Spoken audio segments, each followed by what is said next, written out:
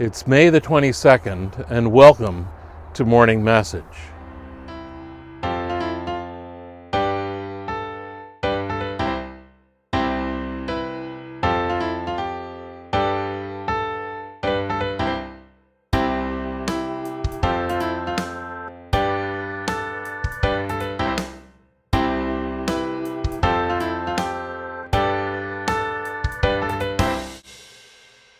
Now that spring has arrived and the days are starting to get a little bit warmer, I couldn't help but start to think about one Christmas Eve many years ago.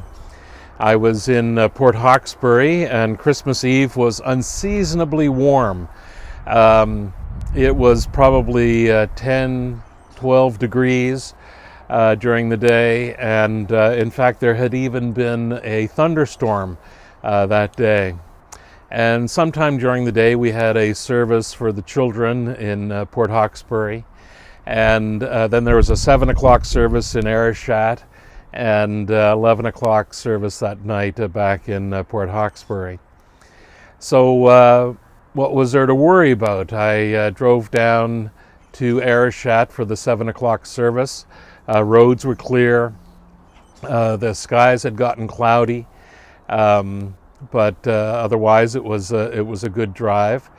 During the service, the snow started, so it had been 11 or 12 degrees, and now it was below zero, and the snow had started.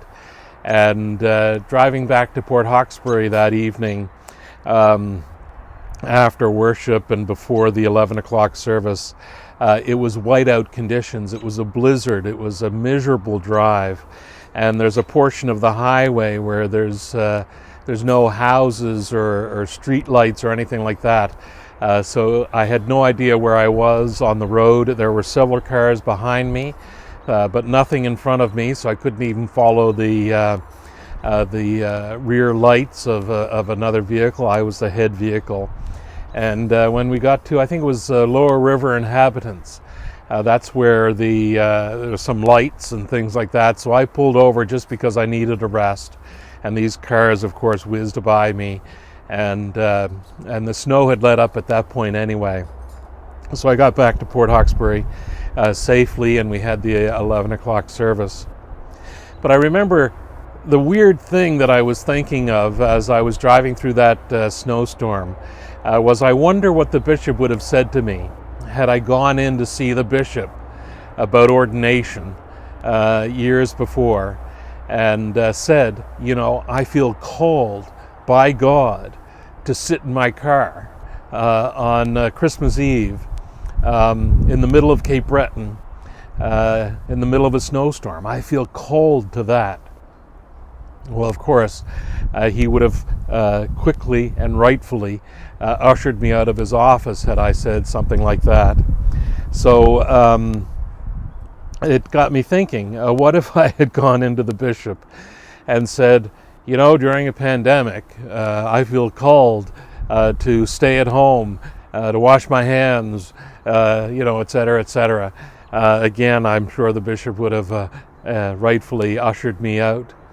It's funny how we have to change given the particular circumstances that we're in, and whether it's a kind of a freak snowstorm on Christmas Eve, or something like this COVID-19 virus that we're dealing with in the world.